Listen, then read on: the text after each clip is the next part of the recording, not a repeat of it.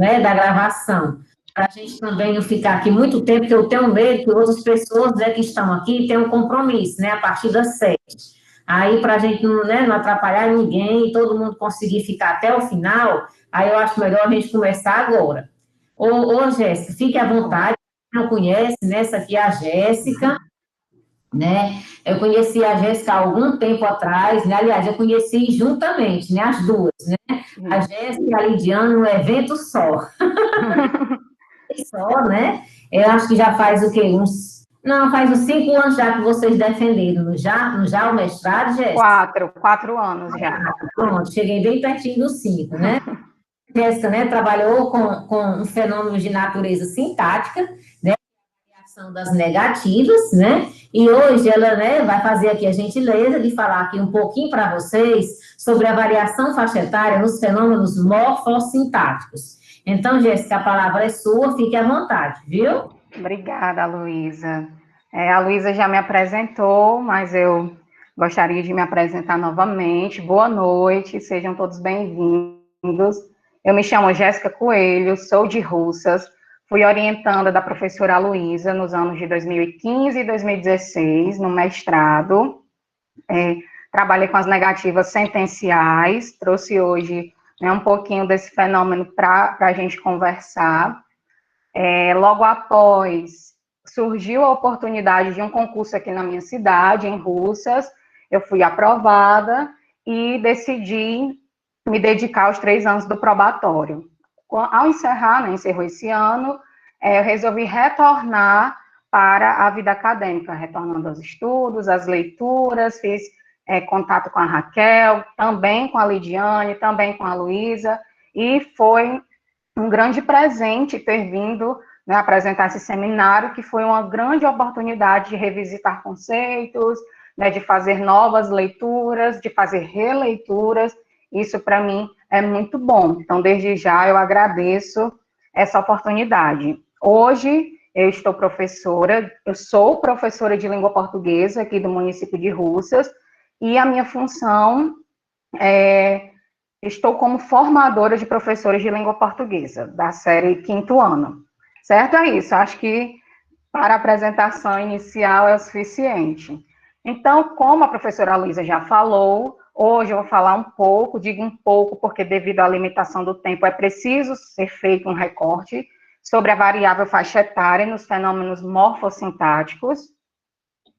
E eu trouxe aqui, inicialmente, como vai acontecer, né, sobre o que eu vou falar, qual é o esquema, uma visão panorâmica da minha fala, certo? Primeiro, eu vou apresentar o aporte teórico utilizado nesse seminário, diante de tantos textos, diante de tantos estudos disponíveis. É claro que precisava ser feito um refinamento. Algumas considerações acerca da variável faixa etária, alguns estudos variacionistas que controlaram essa variável faixa etária e quais foram os resultados encontrados, e as palavras finais.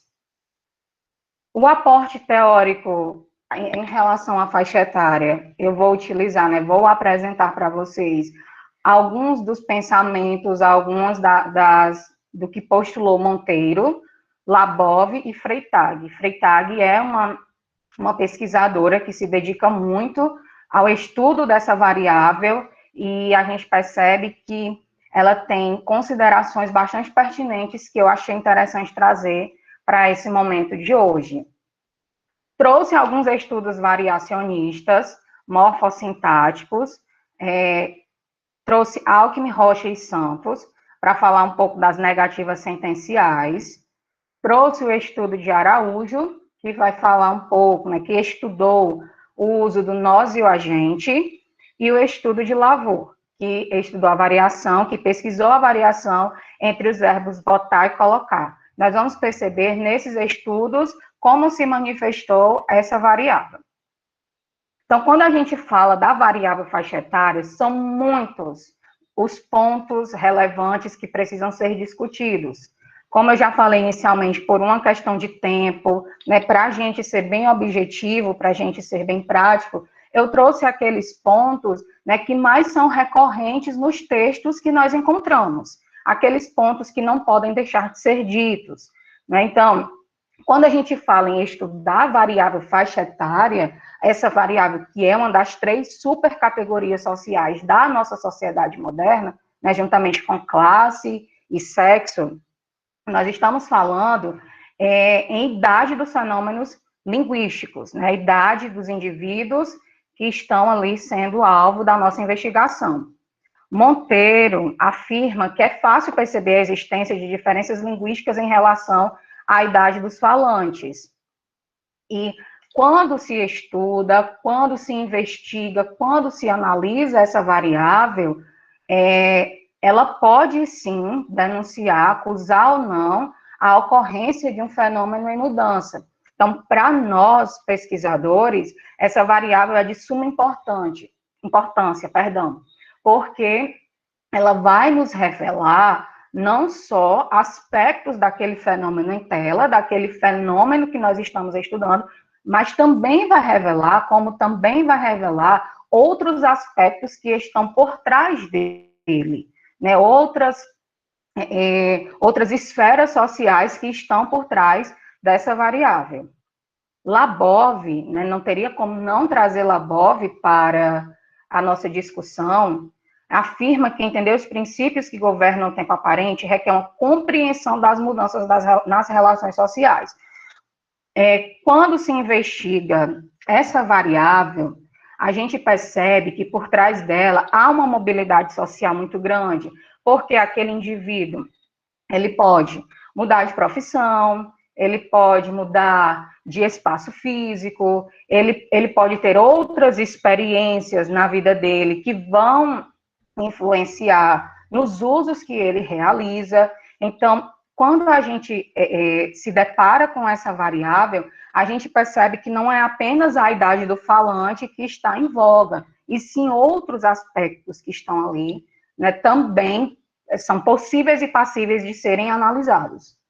O autor ainda esclarece que outras variáveis podem intervir, uma vez que, com a mudança da idade, há mobilidade social. É muito comum a gente também perceber nos trabalhos de sociolinguística variacionista o cruzamento entre a faixa etária e outras variáveis, principalmente com a variável escolaridade.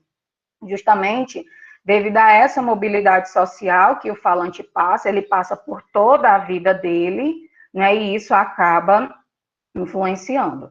Né? A partir dessa variável, é possível realizar estudos em tempo aparente e em tempo real. Né? São 2 conceitos que são bastante comuns na sociolinguística variacionista, e nós vamos ver especificamente cada um agora. O que seria essa mudança em tempo aparente? É um método mais imediato de pesquisa. Né? Ao escolher uma comunidade de fala para estudo, eu vou comparar a fala das pessoas mais idosas com a das pessoas mais jovens. Né? Como as pessoas mais idosas falam, como as pessoas mais jovens falam, a partir do fenômeno que eu estudo, que eu escolho estudar, pesquisar, analisar. Refere-se também a mudança em tempo aparente ao padrão, a pesquisa em tempo aparente, ao padrão de distribuição do comportamento linguístico através de vários grupos etários em um determinado momento do tempo. Então, eu vou escolher, né, geralmente os pesquisadores já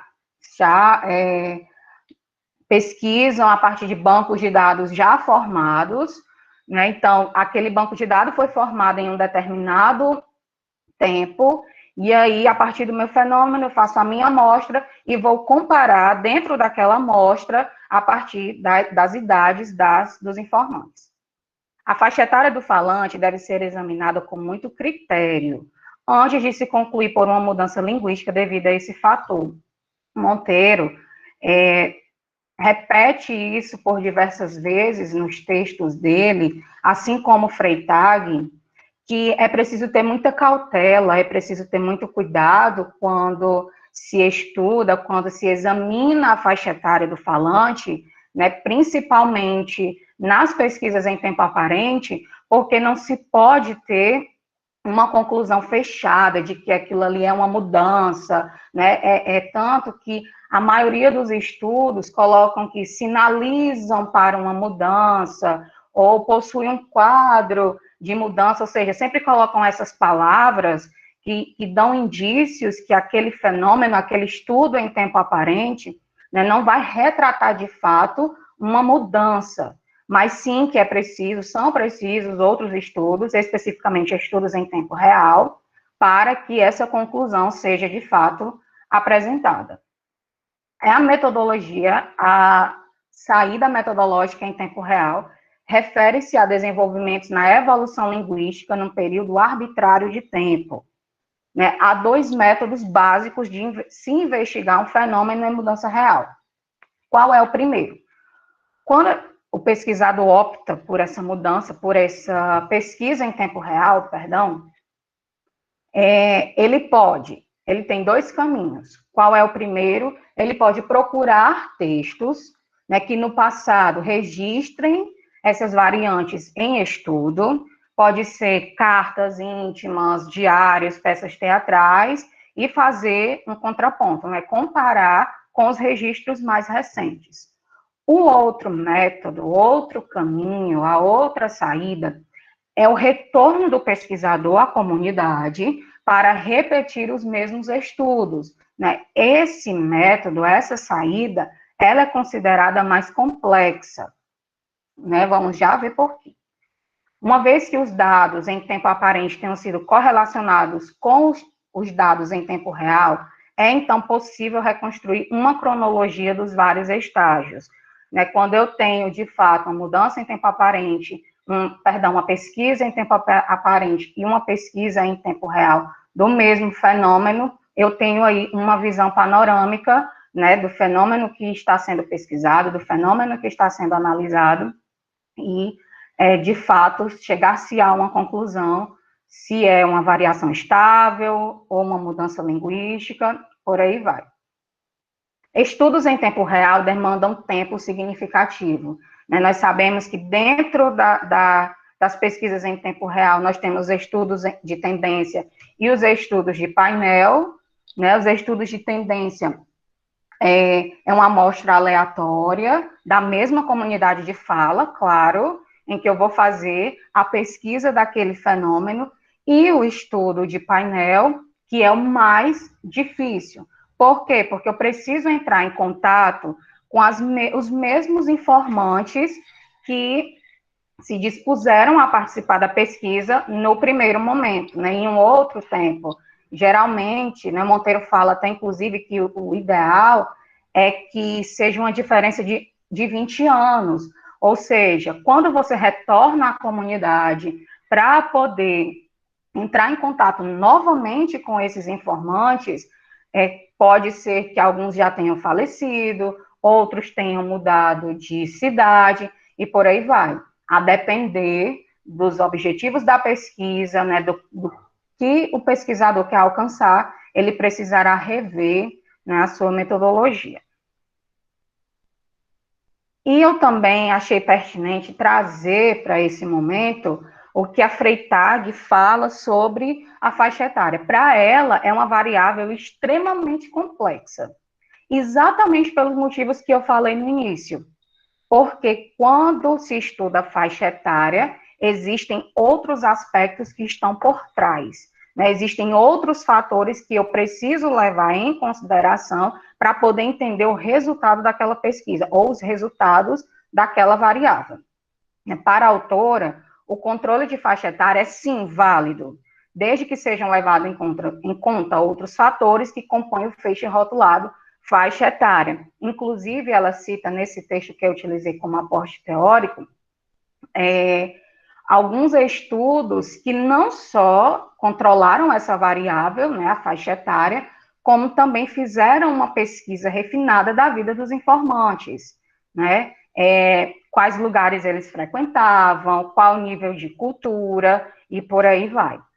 Labov afirma que só podemos perceber o estado em que se encontra a língua a partir das variáveis linguísticas em diversas gerações de falantes. Vocês estão me ouvindo, gente? Porque Fez um barulho aqui. Alguém poderia dizer? Estamos sim. Ah, tá. Obrigada, porque eu vi um barulho aqui, eu pensei que não, vocês não estavam me ouvindo. Certo? Então, vamos lá. Como eu falei, eu preparei essa apresentação com aqueles pontos aqueles pontos que a gente sempre encontra nos textos, sempre os autores sempre estão fazendo levantamento, e agora eu vou passar para essa variável nos fenômenos morfossintáticos, certo? O primeiro que eu trouxe foi as negativas sentenciais, né? O fenômeno de natureza morfossintática e sintática também. Alguns estudos classificam sintática, outros classificam como morfossintáticas. Eu achei os resultados de 3 trabalhos bem interessantes e achei pertinente trazer para a nossa discussão de hoje. O que é que eu falo, o que é que eu estou chamando de negativas sentenciais? Eu trouxe aqui algumas estruturas, certo? Só mesmo para ilustrar. Eu tenho a negação pré-verbal, que é considerada a canônica, é aquela que vem antes do verbo, quando a partícula de negação vem antes do verbo. Nesse exemplo aí, não era um problema, a partícula de negação vem antes do verbo.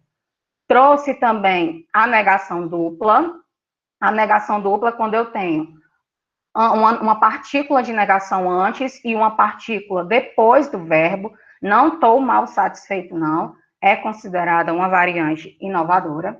E a negação pós-verbal, em que a partícula de negação vem após o verbo, no caso, presta, não, mata. Eu também trouxe outras estruturas, embora não sejam foco desse seminário, mas eu trouxe só para a gente ter uma visualização melhor. A presença do num, que também é uma partícula de negação, não sei se ela está aqui no colégio, acho que ela ainda não está aqui. A presença do nem faz acular, eles não estão nem aí, macho. E a presença do não, principalmente aqui no Ceará, né, que além de você negar com não, tem aí, né, não, pode ir de mala e cuia. Também é uma negativa sentencial.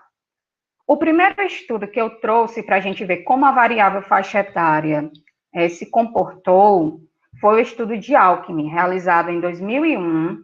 Ela utilizou o corpus Dialeto Mineiro Contemporâneo e fez uma análise. A amostra dela foi composta por 3 grupos, né? Pessoas residentes em Pombal, foram 12 entrevistas, 30 minutos cada uma. O segundo grupo, pessoas residentes na cidade de Mariana, foram 48 gravações de 30 minutos cada uma.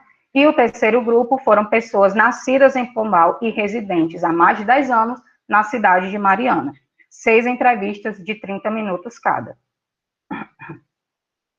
Para essa análise, a autora preferiu trabalhar apenas com essas 2 sentenças, né? A pré-verbal, a canônica, e a dupla, a inovadora. Mesmo assim, eu não esqueço dele, eu não vou falar hoje não. Os exemplos eu tirei do próprio trabalho da Alckmin. Vamos ver como foi que essa variável se manifestou aqui. Por que eu achei pertinente trazer a faixa etária, a idade em si, né? O que a autora pensou quando ela chamava de jovens, 20 a 39 anos, medianos, 40 a 59 anos, idosos com mais de 60 anos? Porque vocês vão perceber que em todos os trabalhos que eu trouxe, eu coloquei, né, a idade especificamente, a faixa etária especificamente, porque há uma observação que é feita por alguns autores, a Freytag faz muito isso, que é sobre o recorte dessa faixa etária. Alguns trabalhos, poucos, explicam, justificam quais foram os critérios desse recorte. Outros não. Às vezes o mesmo autor faz pesquisas diferentes e utiliza faixas etárias distintas, né? Então, eu achei interessante, achei pertinente trazer para poder a gente ter uma noção, né, do que ela estava chamando de jovem, qual a idade que ela estava atribuindo aos jovens, medianos e idosos. O que a gente pode perceber aqui? Na negativa dupla, não quero não, por exemplo, né, há sim um favorecimento da variante inovadora entre os jovens, a partir da análise do peso relativo. E a negativa canônica, né, que é a negativa pré-verbal, o contexto favorecedor foi entre os idosos. Né? O que a autora, qual foi a conclusão que ela chegou? Com base no tempo aparente, há um quadro, há indícios de mudança linguística, né? Com base no tempo aparente. Ela também salientou que seria interessante realizar uma pesquisa em tempo real para poder, né, dizer se de fato é uma variação estável ou um quadro de mudança linguística. Né? Aqui vai ao encontro da hipótese de que os jovens tendem a utilizar mais a variante inovadora, assim como os idosos utilizam a conservadora. Uma das hipóteses, né? Porque a gente sabe que tem outras que os próprios resultados também justificam. Outro trabalho que eu trouxe também foi o de Rocha. Né? Em 2013, ele analisou o corpus GESOL da USP, a amostra foi composta por 44 entrevistas, e esse estudo, diferentemente do de Alckmin, né, que estudou as duplas e as pré-verbais, ele estudou apenas as negativas duplas. O que é que nós podemos perceber?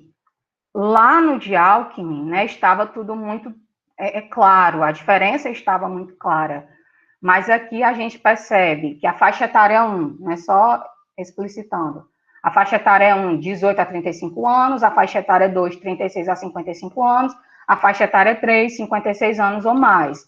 Aqui a gente percebe que as negativas duplas, né, estão levemente, há um pequeno favorecimento entre os informantes mais velhos e também os informantes da faixa número 2. Para o autor, não há indício de mudança em curso. Há uma competição, mas para ele não há indícios de mudança em curso. O outro trabalho que eu trouxe foi o trabalho de Santos, né? Foi a minha dissertação. Eu analisei o corpus Norcofor, a amostra foi composta por 53 informantes e eu analisei as 3 principais construções negativas, né? A pré-verbal, a dupla e a pós-verbal. Não era um problema, não estou mal satisfeito, não, negativa dupla, e presta não, a negativa pós-verbal. No meu trabalho, a variável faixa etária não foi selecionada, ou seja, não foi um fator significante na variável dependente. Né? Interessante que é o mesmo fenômeno, mas em corpos diferentes, a variável se manifesta, se comporta de formas diferentes. Também trouxe para essa discussão, né, o penúltimo trabalho que eu trouxe, a variação pronominal de primeira pessoa do plural, nós e a gente, de Araújo, também em 2016. O corpus que foi utilizado, também estudado, perdão, também foi o Norcofor, e foi também composta por 53 informantes.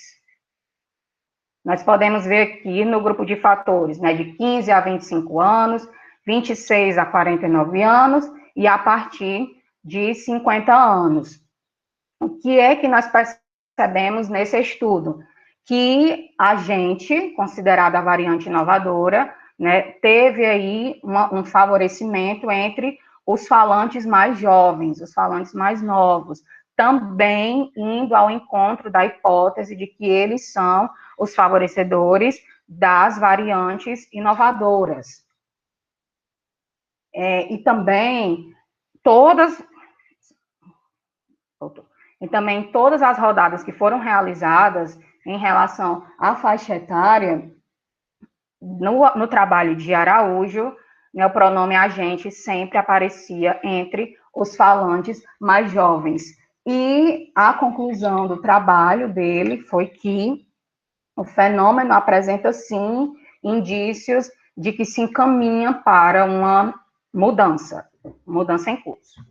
E, por último, o estudo de Lavaux, acho que é assim a pronúncia, em 2018, né, ele pesquisou a realização dos verbos botar e colocar, também no corpus Norcofor, e a amostra foi composta por 72 informantes.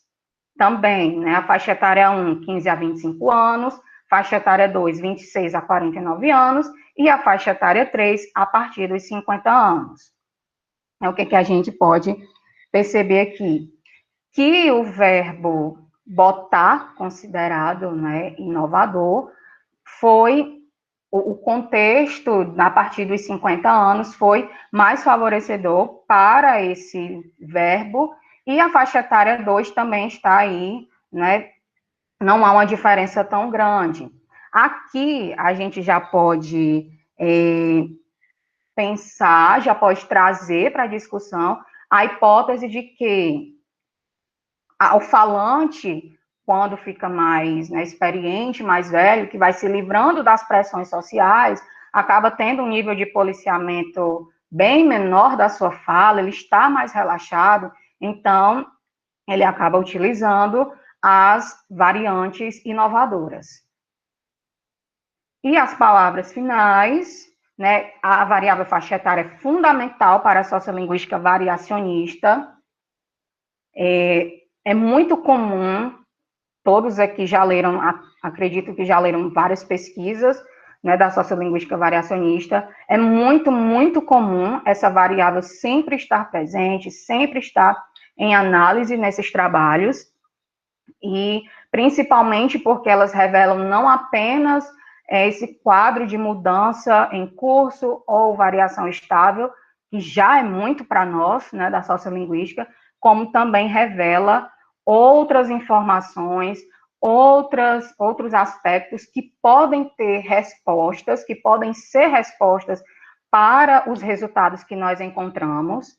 A partir de uma análise refinada, aferimos se o fenômeno é realmente uma mudança linguística em progresso ou apenas diferenças de escolha e hábitos linguísticos de uma geração. Né? A Freytag utiliza muito a expressão gradação etária, né? Quando o indivíduo muda, mas a comunidade permanece a mesma. E nós vimos, a partir dos trabalhos que foram expostos, que não há uma homogeneização de resultados, né? Vai depender muito do corpus, vai depender muito dos objetivos da pesquisa, vai depender muito da amostra que foi selecionada para a gente ver como essa variável vai se manifestar, né, nas nossas análises. Era isso que eu tinha para apresentar. Eu preparei uma apresentação bem objetiva, bem sucinta, e é isso. Agradeço a paciência, agradeço a presença de todos e também agradeço a oportunidade. Nada, a gente aqui agradece aqui, viu? Por você ter preparado a apresentação e os slides também, né? Tudo dá trabalho. Muito bom, gostei demais aqui de lhe ouvir, viu, chefe? Agora, só uma questão, né? Assim, porque muita gente pode estar ouvindo, e aí eu até coloco essa pergunta para ti também. Lembra que a leitura dos trabalhos, né, no caso da variação, né, as negativas, né, pré-verbais, pós-verbais e as negativas duplas, tem alguns autores que dizem que, na verdade, é uma variação sintática, né? É, isso. Tem outros que dizem que pode ser uma variação morfossintática, né? Isso, exatamente. Pois é, aí eu digo, não, na verdade, né, a variação morfossintática, ela fica na interseção, né, entre a sintaxe, né, e a sintaxe. Mas aí, no caso, realmente é uma variação sintática mesmo, porque aí você tem um deslocamento de elementos na frase, né?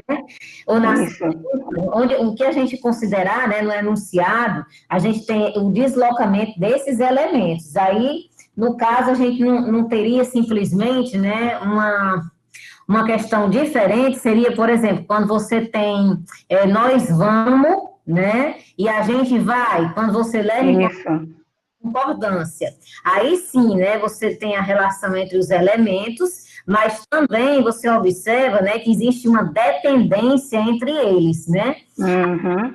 Variação completamente morfossintática, né, de natureza morfossintática verdadeiramente. Isso, No caso dessa, tem discussão mesmo, viu, pessoal? isso. É interessante vocês lembrarem, né, que alguns autores dizem que é uma variação sintática, enquanto que outros consideram que é uma variação morfossintática. Morfossintática. Eu considero que é sintática, né? No caso Uhum.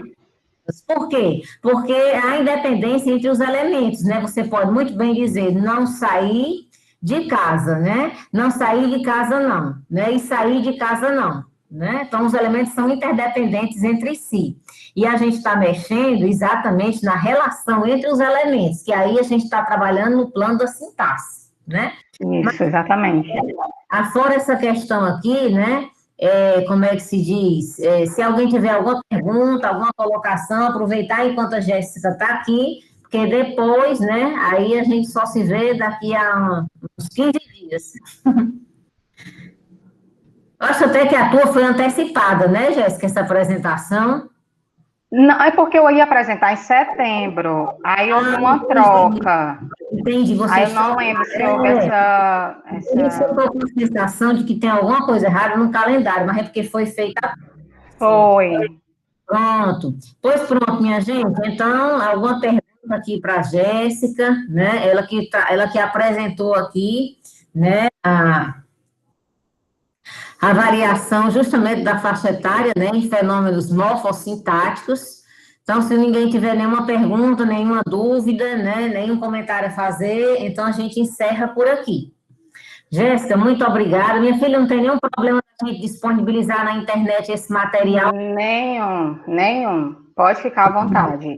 Já está com a Raquel, já. Pronto, pronto. Eu vou encaminhar também essa gravação, tá? Para gente, Pronto.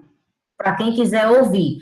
Gente, então, mais uma vez, viu? Muito obrigada pela participação de vocês. Muito obrigada mesmo, né? E aí, mais agradeço ainda a Jéssica, né, por tudo. Também, né, por estar revendo ela depois de tanto tempo, mesmo que seja. Verdade. Né, minha filha? Quase 5 anos, né? A menina, Verdade, verdade. a Viviane, vira e mexe, eu estou conversando com ela, mas você, né? Oi, gente, muito obrigada pela participação de todos, viu? Tenham todos aí uma boa noite, tá? Quem tem, né, como é que se diz, capítulo naquele livro lá do Felce, eu vi que a Raquel encaminhou para o e-mail da gente. Aí, inclusive, Raquel, tem alguns alunos perguntando, aproveita aqui e já tira dúvida com todo mundo, né? O livro tem dói, mas cada capítulo tem dói. Aí os alunos estavam me perguntando, professora, no lápis, a gente bota qual dói? O dói do capítulo do livro ou o dói do livro? No caso, eu estou recomendando que o pessoal coloque o dói do capítulo do livro. Conferem, minha gente. É isso mesmo, professora. Quando a pessoa vai cadastrar o capítulo no Lattes, ele vai pedir o DOI do documento. Pronto. E aí, se você colocar o DOI do livro, vai aparecer os organizadores. Pronto. Então, o ideal é que bote do próprio capítulo. Já. Exatamente, o DOI do capítulo. Pronto. Pois é, o Juscelino está dizendo que nunca entendeu esse dói. A Raquel já foi até caçar um dói, não foi não, Raquel? Ora, sim, eu já consegui, foi dói com revista colar. Esse dói não é um dói, quer dizer, dependendo da situação, o dói pode dar muita dor de cabeça mesmo, né? Mas esse de vocês do livro, né, ele não dá dor de cabeça não, certo? O Adílio até está aqui informando, né, sobre o dói do livro, né? Eu acho que esse dói aí é do evento. Isso, do evento, né? É um blog, é o blog do Even 3, aquele site que a gente faz os eventos. Que foi realizado o evento nosso do Felce, não é isso? Aí lá no blog do evento explica o que é DOI. Ah, pronto. De qualquer maneira, é como se fosse, meu Deus do céu, um endereço, né, que não existe outro igual. Então, se você coloca o DOI, aquela publicação, ela existe, você clicando nela, você vai direto bater nela, né? Então, não tem como ter enrolada. É para isso que eu acho que existe esse DOI, né? É o identificador, né, de objeto digital, ou seja, não pode haver dois DOIs iguais, justamente porque o objeto é único, ou seja, a publicação é sua. Não tem como, né, ter dois autores da mesma publicação. O DOI é para proteger os direitos do autor, se não me falha a memória, né? Raquel que foi atrás de estudar isso daí, não foi, Raquel? Um tempo que a Raquel achava que tinha muito tempo. Agora eu acho que ela não vai mais querer atrás de DOI, não, né, Raquel? Exato, Maíri. A Maíri disse muito bem, é um CPF de textos mesmo. Como se não fosse pouco, né, a quantidade de identidade que a gente tem que ter, né, impressa, agora a gente vai ter que ter uma ruma de identificador, né, virtual, né? Pois muito bem, minha gente, se vocês tiverem mais nenhuma dúvida, nenhuma pergunta, nenhum comentário, eu me despeço de vocês com tristeza, né? Tão bom a gente ficar conversando com vocês, nem que seja à distância, né? Para matar a saudade. Aí, vou parar aqui a gravação. Pronto. Pronto, mais um aqui.